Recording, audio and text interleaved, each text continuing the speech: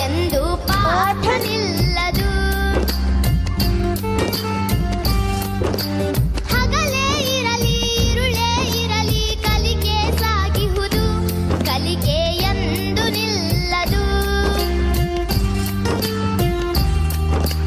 ಕನಸನ್ನು ಬಿತ್ತುವ ಕಾಯಕವಿಲ್ಲಿ ನಿತ್ಯ ನಡೆದಿಹುದು.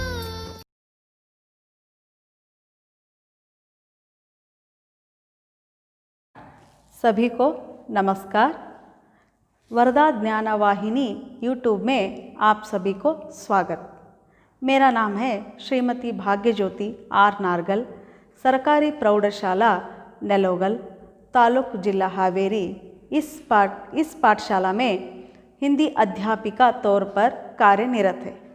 बच्चों, आज मैं 10वीं कक्षा के कर्नाटक संपदा इस पाठ को पढ़ाने जा रही हूँ। इस पाठ को पढ़ाने से पहले थोड़ी सी क्रियाकलाप के बारे में जानकारी प्राप्त करेंगे। चलिए बच्चों, आगे बढ़ेंगे। यहाँ देखिए चित्र दिखाई दे रहा है, वहाँ नक्शा किस देश का है? यहाँ चित्र भारत देश का नक्शा है। तो आगे बढ़ेंगे। इस भारत देश में कुछ नामों को सूचित किया है। वो क्या है? वो भारत देश में रहने वाले राज्यों के नाम हैं। तो अगला चित्र देखिए। इस भारत देश में कुछ सूचित किया हुआ नक्शा है, वो क्या है? वो है कर्नाटक राज्य। और आगे बढ़िए। कर्नाटक चित्र में कुछ चित्रों को दिखाई दे रहे हैं। यहाँ चित्र है प्राकृतिक, उद्योग, विज्ञान, नदियाँ, साहित्य, शिल्पकला, राजवंश, दास साहित्य आदि के बारे में आज हम जानकारी प्राप्त करते हैं। तो आज आपको किस पाठ के बारे में पढ़ाने जा रही हूँ? कर्नाटक संपदा। तो इस कर्नाटक संपदा पाठ के प्रमुख उद्देश्य क्या है? प्रमुख उद्देश्य है कर्नाटक के वैभव, वर्तमान, प्रौद्योगिक विकास तथा प्रकृति संपदा के साथ साथ राज्य के महान व्यक्तियों की साधना का परिचय प्राप्त करेंगे। तो आगे बढ़िए। इस पाठ के आशय क्या है? इस पाठ का आशय है जननी जन्मभूमिश्च स्वर्गादपि गरीयसी। इसका अर्थ होता है स्वर्ग से भी बढ़कर हमें जन्म दिए हुए माँ और मातृभूमि स्वर्ग से बढ़कर है। अर्थात प्रत्येक व्यक्ति का अपनी जन्मभूमि से अनुराग और उस पर अभिमान करना सहज है। कर्नाटक हमारी जन्मभूमि है। यहाँ की प्राकृतिक, सूक्ष्म साहित्य, कवि, वैभव और ज्ञान विज्ञान क्षेत्र की प्रगति अपार है। देश विदेश के लोग यहाँ की तकनीकी विकास की मुक्त कंठ से प्रशंसा करते हैं। इस संदर्भ में प्रस्तुत पाठ को अत्यंत प्रासंगिक एवं सार्थक है। आगे बढ़ेंगे बच्चों। पाठ का परिचय। पाठ है संकलित। आपको संकलित का अर्थ क्या है ये समझना है। संकलित का अर्थ होता है संग्रह किया हुआ विषय को संकलित कहते हैं। यानी कि अलग अलग विषयों को लेकर इकट्ठा करके एक पाठ बनाते हैं, उसे संकलित कहते हैं। अब आगे बढ़ेंगे। पाठ का आदर्श वाचन। मैं आदर्श वाचन करती हूँ, आप भी मेरे साथ आदर्श वाचन कीजिए। कर्नाटक राज्य भारत देश का प्रगतिशील राज्य है। यहाँ की आबादी लगभग 6 करोड़ से ज़्यादा है। कर्नाटक की प्राकृतिक सूक्ष्म नयन मनोहर है। पश्चिम में विशाल अरबी समुद्र लहराता है। BEL संस्था है, इसलिए इसे सिलिकॉन सिटी भी कहा जाता है। Sir CV Raman, sir M Visvesvaraya, doctor Shakuntala Devi, CNR Rao जैसे अनेक वैज्ञानिक क्षेत्र में महत्तर साधन किया है। कर्नाटक में कावेरी, कृष्णा, तुंगभद्रा आदि नदियाँ बहती है। चलिए बच्चे, अब शब्दार्थों को जानेंगे। यहाँ शब्दार्थ है, देखिए उसका अर्थ समझाइए। आबादी का अर्थ होता है जनसंख्या, सवारना सजाना, सूक्ष्म अत्यधिक सुंदरता, लहराना तरंगित होना, इस्पात फौलाद यानी कि स्टील, सिंचना पानी भिगोना, वास्तुकला इमारत जो मकान बनाने की कला, श्रीवृद्धि उन्नति प्रगति, पटल यानी कि पर्दा, चोर किनारा ऊर्जा शक्ति, अनुमोल अमूल्य, दुष्टांत उदाहरण, दिग्गजो यानी कि महान। यहाँ ये सब इस पाठ के शब्दार्थ है। और आगे बढ़ेंगे। आगे देखिए, इस पाठ को पढ़ाते हुए इसकी जानकारी देती हूँ। कर्नाटक राज्य भारत देश के प्रगतिशील राज्य है। यहाँ आबादी 6 करोड़ से ज़्यादा है। बच्चों, यहाँ चित्र को देखिए, यहाँ जनसंख्या की चित्र है। कर्नाटक राज्य में आबादी यानी कि जनसंख्या 6 करोड़ से ज़्यादा है। कर्नाटक की प्रकृति सूक्ष्म नयन मनोहर है। छात्र, आप जानते हैं प्रकृति का अर्थ होता है पेड़ पौधे, पहाड़, पानी, इसे सब क्या कहते हैं? प्रकृति कहते हैं। इस प्रकृति कैसा है? नयन मनोहर है। नयन यानी कि आँख, मनोहर मन को आनंद देने वाला। प्रकृति को देखने के बाद आँखों को सुंदरता और मन को आनंद देता है, इसलिए प्रकृति नयन मनोहर कहा गया है। आगे बढ़ेंगे। पश्चिम में विशाल अरबी समुद्र है। इसी प्रांत में दक्षिण से उत्तर छोर तक लंबी पर्वतमाला को पश्चिमी घाट कहते हैं। यानी कि इन घाटों के कुछ भागों को सह्याद्री कहलाते हैं। दक्षिण में नीलगिरी पर्वतमालाएं शोभायमान है। यहाँ सह्याद्री पर्वत है और ये नीलगिरी पर्वत शोभायमान है। यहाँ चित्रों में दोनों को आप देख रहे हैं। आगे बढ़ेंगे। कर्नाटक में कन्नड़ भाषा बोली जाती है। इसकी राजधानी बेंगलुरु है। यहाँ देश विदेश के लोग रहते हैं। बेंगलुरु केवल शिक्षा ही नहीं, बड़े बड़े उद्योगों का, धंधों का केंद्र भी है। देखिए बच्चों, यहाँ चित्र में दिखाई दे रहा है देश विदेश के लोगों का चित्रण है और ये उद्योग का चित्र है। और आगे देखेंगे, यहाँ भारतीय विज्ञान संस्थान HAL, HMT, ITI जैसे संस्थान है। यहाँ देखिए चित्र में आप दिखाई दे रहे हैं। हिंदुस्तान एरोनॉटिकल लिमिटेड HAL का हुआ और HMT का विस्तृत रूप होता है हिंदुस्तान मशीन टूल्स। उसी तरह आगे बढ़ेंगे। BHEL भारतीय हेवी इलेक्ट्रॉनिक टूल्स, BEL भारतीय इलेक्ट्रॉनिक टूल्स। ये संस्थाएं होने के कारण इसलिए बेंगलुरु को सिलिकॉन सिटी भी कहा जाता है। देखिए यहाँ चित्र में आप देख रहे हैं BHEL और BEL के संस्था के चित्रण है। आगे बढ़ेंगे। Sir CV Raman, sir M Visvesvaraya, doctor Shakuntala Devi, CNR Rao जैसे वैज्ञानिक क्षेत्र में महत्तर साधन किए हुए विज्ञानियों का चित्रण आप यहाँ देख रहे हैं। ये सर CV रामन है, विश्वेश्वरैया है, डॉक्टर शकुंतला देवी है और CNR राव है। उसी तरह CNR राव को सन 2013 में CNR राव को सर्वोच्च पुरस्कार भारत रत्न प्राप्त हुआ है। यहाँ आप चित्र में देख रहे हैं। और आगे बढ़ेंगे। यहाँ सोना, तांबा, लोहा आदि कई प्रकार के धातु मिलती है। कहाँ? कर्नाटक के राज्य में। यहाँ देखिए सोना, तांबा, लोहा आदि के चित्रण है। और आगे बढ़ेंगे। भद्रावती में कागज, लोहे और इस्पात के कारखाने हैं। कर्नाटक में कौन कौन से कारखाने हैं? भद्रावती में कागज का है और इस्पात का है। इस्पात का अर्थ होता है स्टील। कर्नाटक में चीनी, सीमेंट, रेशम और कागज उत्पादन के अनेक कारखाने हैं।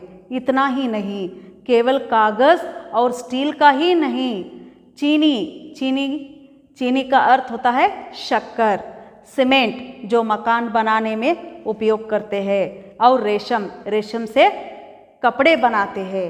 ये सब कर्नाटक में रहने वाले के कारखाने हैं।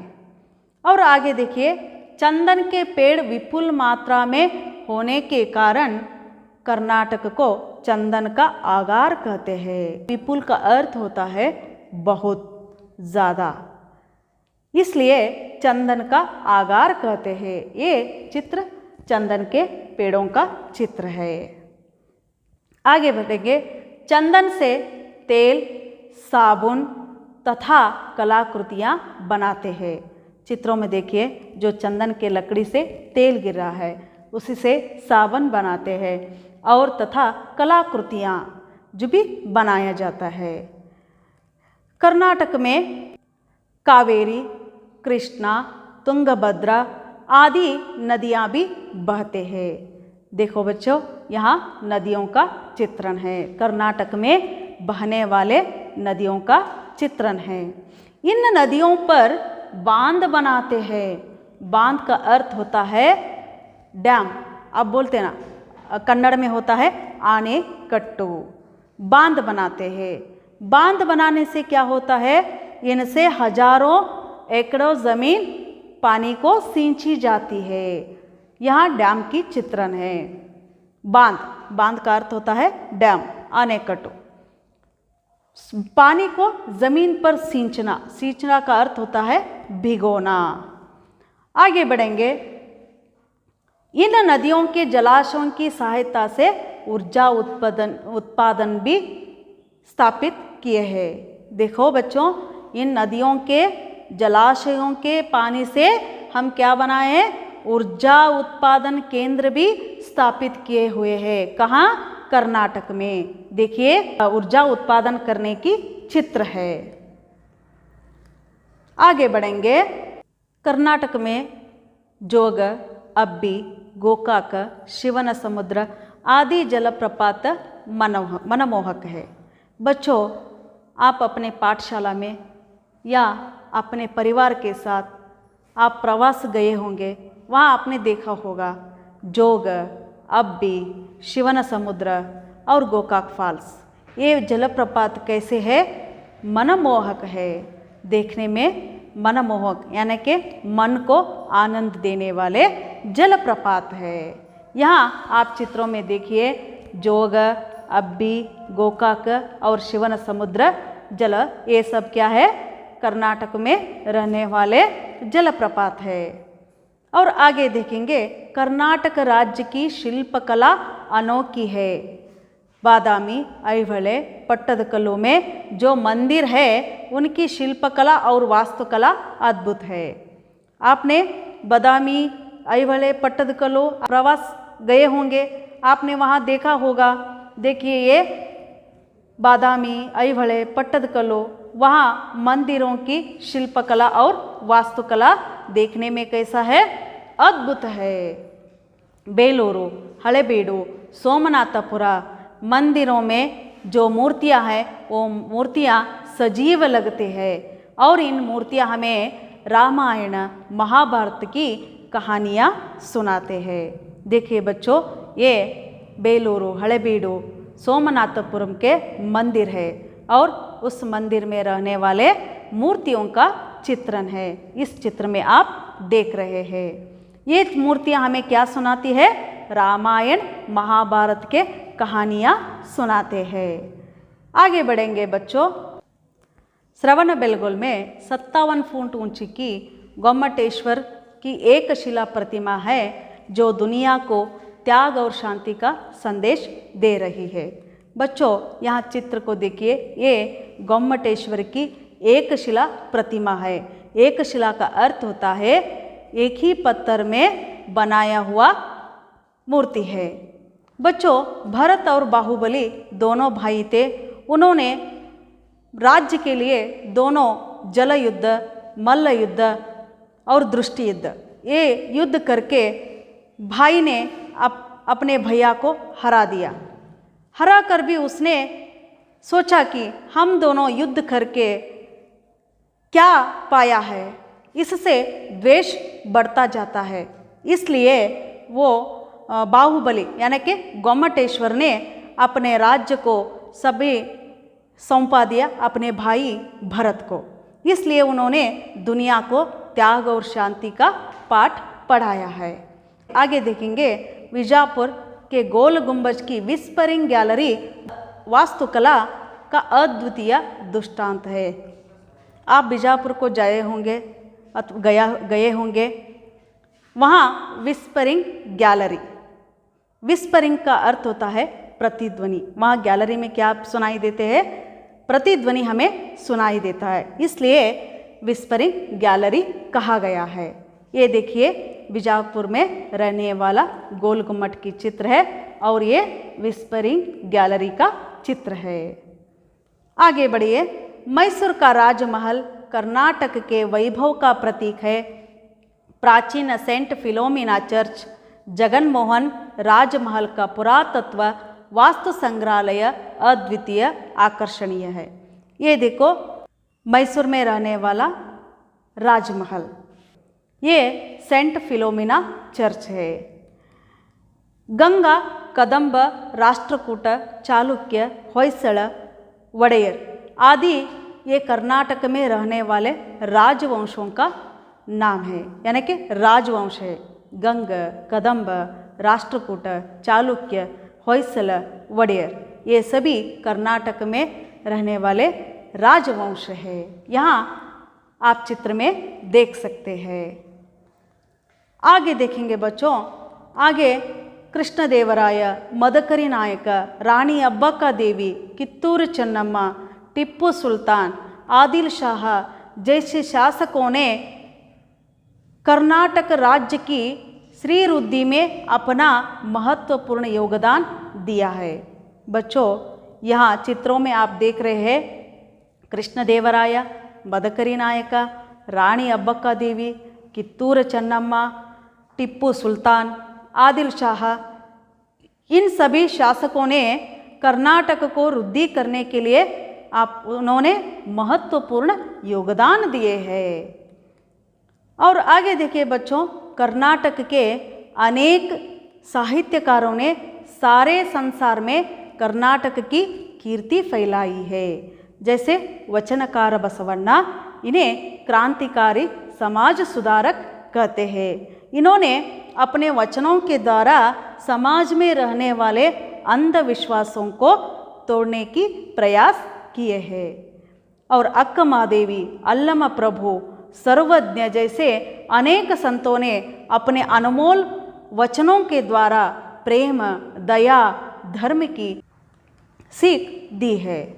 और आप यहाँ चित्रों में देखिए अक्कमादेवी, अल्लम प्रभु, सर्वज्ञ ये है। आगे देखेंगे पुरंदरदास, कनकदास आदि भक्त कवियों ने अपनी कीर्तनों के द्वारा भक्ति, नीति, सदाचार के गीत गाए हैं। यहाँ चित्रों में आप देखिए पुरंदरदास, कनकदास, इन्होंने अपनी कीर्तनों के द्वारा भक्ति, नीति, सदाचार के गीत गाए हैं। पंप, रन्न, पोन्न ये कन्नड़ के महा आदि कवियाँ हैं। पंप, रन्न, पन्न। जैसे ही कुमारव्यास, हरिहर, राघवांक आदि कवियों ने महान काव्य की रचना कर कन्नड़ के साहित्य को समृद्ध बनाया है। कुमारव्यास, हरिहर, राघवांक इन कवियों ने कन्नड़ में काव्य को लिखकर कन्नड़ साहित्य को समृद्ध बनाए हुए कवियाँ हैं। यहाँ राघवांक, हरिहर, कुमारव्यास के चित्र है। आगे देखिए, आधुनिक काल के साहित्यकार कुवेंपु, दरा बेंद्रे, शिवराम कारंत, मास्ती वेंकटेश अयंगार, UR अनंतमूर्ति, गिरीश कार्नाड और चंद्रशेखर कंबार, ये ज्ञानपीठ पुरस्कार से अलंकृत है। यहाँ कन्नड़ भाषा, संस्कृति तथा कर्नाटक के लिए गौरव का विषय है। ये ಇವರೆಲ್ಲರೂ ಕನ್ನಡ ಸಾಹಿತ್ಯದ ಕವಿಗಳು। ಈ ಕವಿಗಳು ಜ್ಞಾನಪೀಠ ಪುರಸ್ಕಾರವನ್ನು ಪಡೆದಂಥ ಮಹಾನ್ ಸಾಧಕರಾಗಿದ್ದಾರೆ। अब बच्चे कर्नाटक वैभव का हम पाठ समझ चुके हैं। अब देखेंगे भाषा अभ्यास। एक वाक्य में उत्तर लिखिए। कर्नाटक में कौन कौन सी जलप्रपात है? कर्नाटक में जोग, अब्बी, गोकाक, शिवनसमुद्र आदि जलप्रपात है। दूसरा प्रश्न है, किस नगर को सिलिकॉन सिटी कहा जाता है? बेंगलुरु सिटी को सिलिकॉन सिटी कहा जाता है। और आगे देखिए, विलोम शब्द लिखिए। सुंदर, कुरूप, सजीव, निर्जीव, आदि, अंत्य। बच्चों, अब तक हमने कर्नाटक संपदा पाठ के बारे में जानकारी प्राप्त की और भाषा अभ्यास के भी प्राप्त की है। और आपको गृह कार्य लिखना चाहिए। 4-5 वाक्यों में उत्तर लिखिए। कर्नाटक के प्राकृतिक सौंदर्य का वर्णन कीजिए। कर्नाटक की शिल्पकला का परिचय दीजिए। ये दोनों प्रश्नों को उत्तर लिखना है। और आगे के प्रश्न है, कन्नड़ में अनुवाद कीजिए। कर्नाटक में कन्नड़ भाषा बोली जाती है और इसकी राजधानी बेंगलुरु है। इस गृह कार्य को लिखिए और अपने पाठशाला के अध्यापक को दिखाइए और उनसे शाबाशी लीजिए। आप सभी को धन्यवाद।